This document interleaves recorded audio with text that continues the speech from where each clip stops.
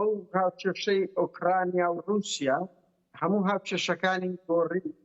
وڵاتێکی وەکو سوید و فینلەندا هەندە متحمس نەبوون لەبوو بە ئەندام بوون بەس ئەو ترسەی پۆتین دەستە هێرشکردنە سەر ئۆکرانیا و داگیرکردنی بەشێک لە خاکەی هەموو هاوکێشەکانی گۆڕی بۆیە ئێستا تا ڕێزەی بە ئەندامبوونی ناتۆ لە وڵات سوید و فینلەندا بەرز بووە ئەگەنا پێشتر خودی و سۆسیال دیموکراتە لەگەڵدا نەبوو ئیش سوید بەربوونەکە حکوومەت بەتاقتەنێ حکوومەتی دەدەستە و گەورەترین هێزی سیاسیە بەڵام بڵێ یعنی ئەوە زەختە ترسە بەتایبەتی رووسیا چەندجاری تر ئیهانەی فینلەندا و سویدی زۆر دەکرد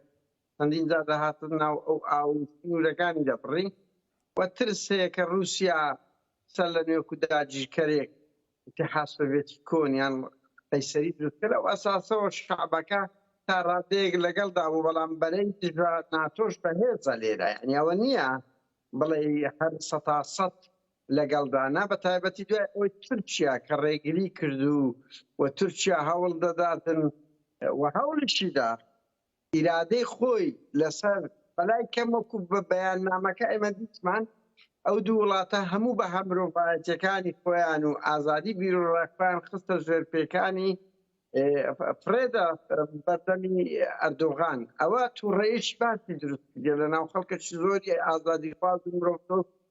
چۆن دەکرێت ئیرادەی شارستانیەتی دیموکراسی مافی مرۆڤی ئەوروپیەکان ئەردۆغان بڕیاری لەسەر بدا لە ئەنقەرە بڕیار لەسەر ستۆکۆڵم و ئەوە بدرێتن ئەجا من بەس لەو کورتە بڵێم لەسەر ئەوەش دەڵێ کاریگەری وەڵای بڕوا ناکەم هیچ کاریگەریشی گەورەی هەبی زیاتر مەسەلەیەکی معنەوی و مرۆڤ پێی ناخۆشە کە لە ساڵی 2022 هەمووی ڕێککەوتنا لەسەر حسابی گەری کورد دەکرێت و بەتیل دەدرێتە کەسێکی وەکو ئەردۆغان لەلایەن دوو وڵات کە خۆیان پێدوتکەی مافی مرۆڤ ئەگەنا سەد موعامەرەی گەورەتر لەوە لەو 30 ساڵە دیتمان لە قەندیل کرا ئایا باشە کشەی کردیان بەرەو پێش چوو کام ڕێککەوت کاک قادر پەرێرژووری یەکێکە لە بەرپرسە ناوبانگەکانی سۆسیال دیموکراتەکانە و ئاماژەت بەوە دەکات دەڵێ شەرمە بە وڵاتێکی وەکو سوید هەواڵگیری سویدی دادنیشێ لەگەڵ میت کە بۆتە هۆکاری ئەوەی مەسلەی تیرۆری پاڵمێ بخاتە پاڵپەکە کە چاواشەکاری کردووە درۆی هەڵبەستووە ئێستا ئێمە بین لەگەڵیان دانیشین. ئامینە کاکە باوە پەرلەمانتاری سربەخۆ دەڵێت نابێت دەنگ بدەین بە پارتێک مەبەستی لە سۆسیال دیموکراتەکانە کە داخوازیەکانی ئەوانیان لەبەرچاو نەکردوویە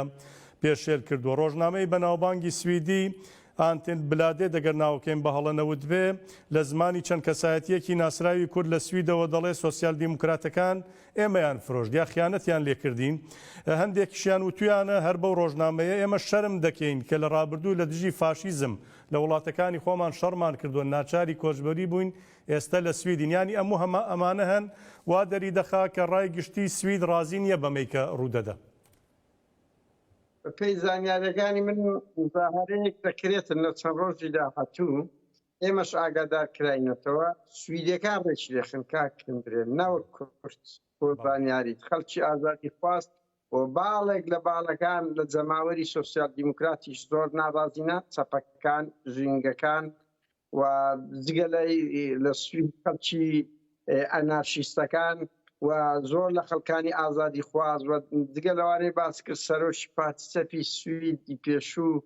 یۆناس ئەویش دوێنێ وتارەشی توندیدا کە چۆن دەکرێتن هەمومان قەرزاری ئەو شەڕڤانانەی ڕۆژاوای ئەو ڕۆکە بین بڵێن پەیوەندیان لەگەڵ یارمەتیان نادەینەوە دەکەوینە ژێر خزمەتی تورکیا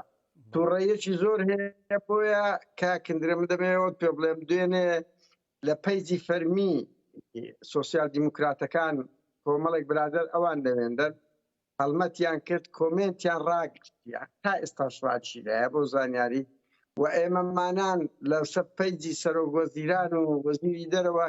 کەمپینمان کرد هەموو کۆمنتەکانیان ڕەش کردینەوە هەمووشمانیان بلۆک کردیە ئەوە